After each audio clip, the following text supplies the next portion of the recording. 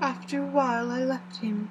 The attendant tells me that he was quiet until just before dawn, and then he began to get uneasy, and at length violent, until at last he fell into a paroxysm which exhausted him, so that he swooned into a sort of coma.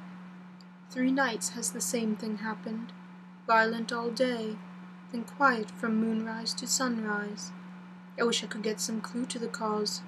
It would almost seem as if it were some influence which came and went. Happy thought! We shall tonight play sane wits against mad ones. He escaped before without our help. Tonight he shall escape with it. We shall give him a chance, and have the men ready to follow in case they are required. 23rd August. The unexpected always happens. Herwold Disraeli knew life. Our bird, when he found the cage open, would not fly, so all our subtle arrangements were of naught. At any rate, we have proved one thing, that the spells of quietness last a reasonable time. We shall in future be able to ease this bond for a few hours each day. I have given orders to the night attendant merely to shut him in the padded room, when at once he is quiet, until an hour before sunrise. The poor soul's body will enjoy the relief even if his mind cannot appreciate it. Hark! The unexpected again! I am called. The patient has once more escaped. Later, another night adventure. Renfield artfully waited until the attendant was entering the room to inspect. Then he dashed out past him and flew down the passage. I sent word for the attendants to follow. Again he went into the ground of the deserted house, and we found him in the same place, pressed against the cold chapel door. When he saw me he became furious, and had not the attendants seized him in time, he would have tried to kill me. As we were holding him, a strange thing happened. He suddenly redoubled his efforts, then he suddenly grew calm. I looked round instinctively, but could see nothing. Then I caught the patient's eye and followed it, but could trace nothing as it looked into the moonlit sky except a big bat which was flapping its silent and ghostly way to the west. Bats usually wheel and flit about, but this one seemed to go straight on, as if it knew where it was bound for, or had had some intention of its own. The patient grew calmer every instant, and presently said, "You needn't tie me. I shall go quietly." Without trouble, we came back to the house. I feel there is something ominous in his calm, and shall not forget this night. Lucy Westenra's Diary. Hillingham, 24th of August. I must imitate Mina and keep writing things down. Then we can have long talks when we do meet. I wonder when it will be. I wish you were here with me again, for I feel so unhappy. Last night I seemed to be dreaming again, just as I was at Whitby. Perhaps it is the change of air, or getting home again. It is all dark and horrid to me, for I can remember nothing, but I am full of vague fear, and I feel so weak and worn out.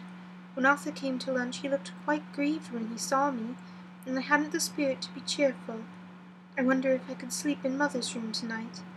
I shall make an excuse and try. 25th of August. Another bad night. Mother did not seem to take my proposal. She seems not too well herself, and doubtless she fears to worry me.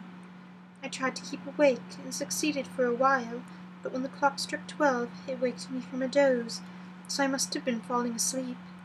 There was a sort of scratching or flapping at the window, but I did not mind it, and as I am remembered no more, I suppose I must then have fallen asleep. More bad dreams. I wish I could remember them. This morning I am horribly weak. My face is ghastly pale, and my throat pains me. There must be something wrong with my lungs, for I don't seem to ever get air enough. I shall try to cheer up when Arthur comes, or else I know he will be miserable to see me so. Letter, Arthur Holmwood to Dr. Seward. Albemarle Hotel, 31st of August. My dear Jack, I want you to do me a favour. Lucy is ill, that is, she has no special disease, but she looks awful, and is getting worse every day. I have asked her if there is any cause. I do not dare ask her mother, for to disturb the poor lady's mind about her daughter in her present state of health would be fatal. Mrs. Westenra has confided to me that her doom is spoken, disease of the heart. Though poor Lucy does not know it yet, I am sure that there is something preying on my dear girl's mind. I am almost distracted when I think of her, To look at her gives me a pang. I told her I should ask you to see her, and though she demurred at first, I know why, old fellow, she's finally consented. It will be painful to task for you, I know, my old friend, but it is for her sake, and I must not hesitate to ask, or you to act. You are to come to lunch at Hillingham tomorrow, 2 o'clock, so as not to arouse any suspicion in Mrs. Westenra, and after lunch Lucy will take an opportunity of being alone with you. I shall come in for tea, and we can go away together. I am filled with anxiety, and want to consult with you alone as soon as I can after you have seen her. Do not fail, Arthur. Telegram. Arthur Holmwood to Seward, 1st of September. Am summoned to see my father, who is worse. Am writing. Write me fully by tonight's post to ring. Wire me if necessary. Letter from Dr. Seward to Arthur Holmwood, 2nd of September. My dear old fellow, with regard to Mrs. Westenra's health, I hasten to let you know at once that in my opinion there is not any functional disturbance or any malady that I know of. At the same time, I am not by any means satisfied with her appearance. She is woefully different from what she was when I saw her last. Of course you must bear in mind that I did not have full opportunity of examination such as I should wish. A very friendship makes a little difficulty which is not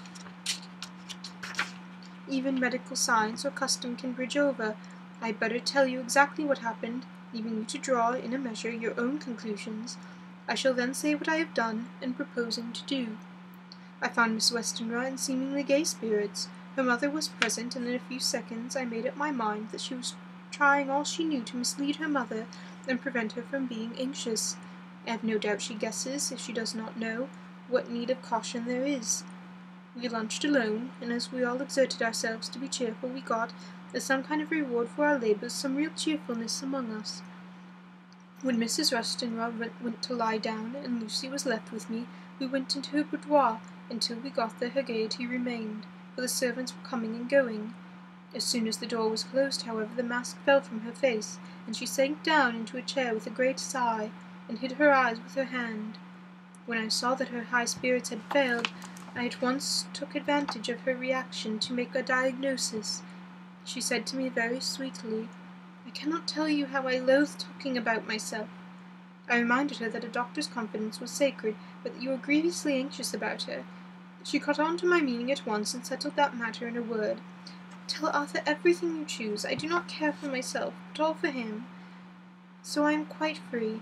I could easily see that she is somewhat bloodless, but I could not see the usual anemic signs, and by chance I was actually able to test the quality of her blood, for an opening in a window, which was stiff, a cord gave way, and she cut her hand slightly with broken glass. It was a slight matter in itself, but it gave me an evident chance, and I secured a few drops of the blood and have analyzed them. The qualitative analysis gives quite a normal condition, and shows, as I should infer, in itself a vigorous state of health. In other physical matters I was quite satisfied that there is no need for anxiety, but as there must be cause somewhere, I have come to the conclusion that it must be something mental. She complains of difficulty in breathing satisfactorily at times, and of heavy lethargic sleep, with dreams that frighten her, but regarding which she can remember nothing. She says that as a child she used to walk in her sleep, and that when in Whitby the habit came back, and that once she walked out in the night and went to the East Cliff, where Miss Murray found her, but she assures me that of late the habit has not returned. I am in doubt, and so have done the best thing I know of. I have written to my old friend and master, Professor Van Helsing, of Amsterdam, who knows as much about obscure diseases as anyone in the world. I have asked him to come over, and as you told me all things were to be at your charge, I have mentioned to him who you are and your relation to Miss Westenra.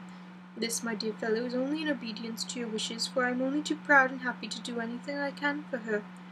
Van Helsing would, I know, do anything for me for a personal reason, so no matter on what ground he comes, we must accept his wishes. He is a seemingly arbitrary man, but this is because he knows what he is talking about better than anyone else. He is a philosopher and a metaphysician, and one of the most advanced scientists of his day, and he has, I believe, an absolutely open mind. Thus, with iron nerve and temper of the icebook, and an indomitable resolution, self-command, and toleration, exalted from virtues to blessings, in the kindest and truest of hearts that beats, These form his equipment for the noble work that he is doing for mankind. Work both in theory and practice, for his views are as wide as his all-embracing sympathy.